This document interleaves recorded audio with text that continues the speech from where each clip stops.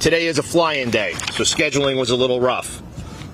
But also co-sponsoring this bill is Congressman Lawler, Congressman Langworthy, and Congressman Molinaro. Like you heard, we've spent the greater parts of our lives serving the public, whether it be the United States military, whether it be the New York City Police Department.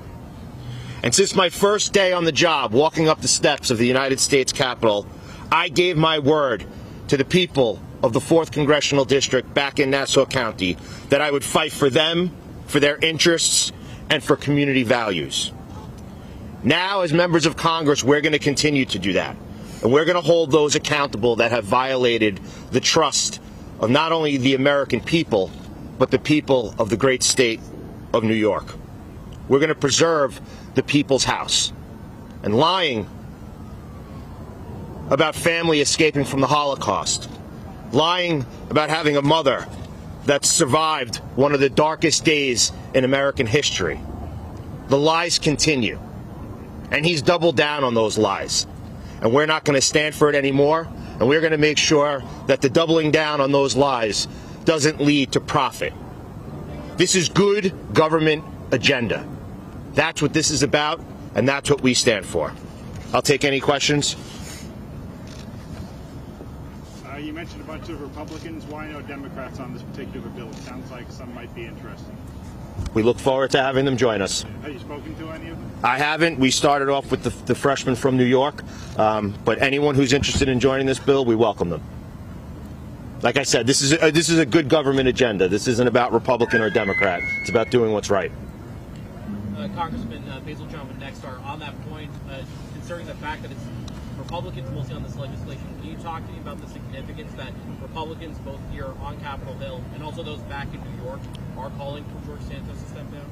Yeah, I mean, I think it's important because this was perpetuated back in New York. The people of his district, the people of Nassau County, the people of Long Island, the party that I represent, the Nassau County Republican Committee, and our chairman have made it very clear that George Santos is not a Nassau County Republican.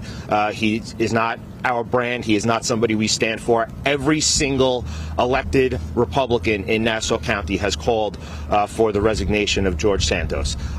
We stand together because we represent the great state of New York. And when we're back home trying to deliver for the American people, when we're back home talking to neighbors, talking to residents, when we're back home talking about delivering on the promises that we made during this campaign, and let's be very honest, many of us won seats that were in Democratic hands for many years. All right, people wanted change, and the change they wanted to see was through people like us. And we're not going to let George Santos get in the way of us making change, the change that the people wanted for us to deliver in the people's house. Would you say it showcases a sense of accountability? I think that's what this is all about. The fact is, like Nick mentioned, he continues to create the lies. He continues to create this persona, making sure he had an aisle seat on the State of the Union so he was caught in all the videos so he could engage the president. That's not done by accident. The fact that he likes to engage and fight with us on Twitter and then delete, that's not done by accident. It's done on purpose so people talk about it, so people write about it, so that he is the highlight of nightly news and Saturday Night Live and Jimmy Fallon and every other nightly news show. Yes. We have had conversation with leadership, and we are confident that it will make it to the floor. Also, are you satisfied with how they've responded to this? I mean, all the New York Republican freshmen are very outspoken to condemn George Santos. You're a top GOP from New York. Lisa Stefanik has not condemned him in this sort of way, or not on first resignation. Are you satisfied with the leadership's commitment? I am satisfied with Speaker McCarthy from day one. The leadership team has been open and transparent with us. Our speaker made it very clear that there was going to be an ethics investigation. It was going to be swift. It was going to be concise. And as soon as we got our committees in order and the work began, he delivered, and last week it was announced that the ethics investigation had begun. So I can't speak for everyone, but I know that we've had conversations and that we are very confident with our leadership, and we know that the door's open, their ears are open, and they're listening to every concern that we have. Yes, sir. It's going. Way to go. Thank you. Thank you. Thank you. The legislation says that in order for this to take effect, a Congress member should be convicted of federal election law or other offense that you convicted for. Are you confident that George Santos will be convicted for any of those offenses?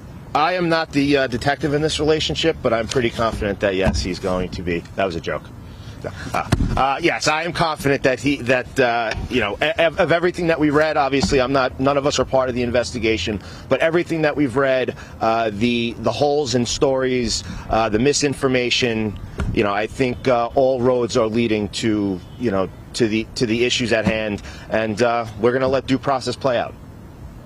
How does legislation actually stop someone like Congressman Davis from being elected if the truth about his background and his finances come out until after? Well, this isn't really about getting elected. I think what we're focused on now is making sure that someone who has made a mockery of this institution doesn't then generate a profit from it.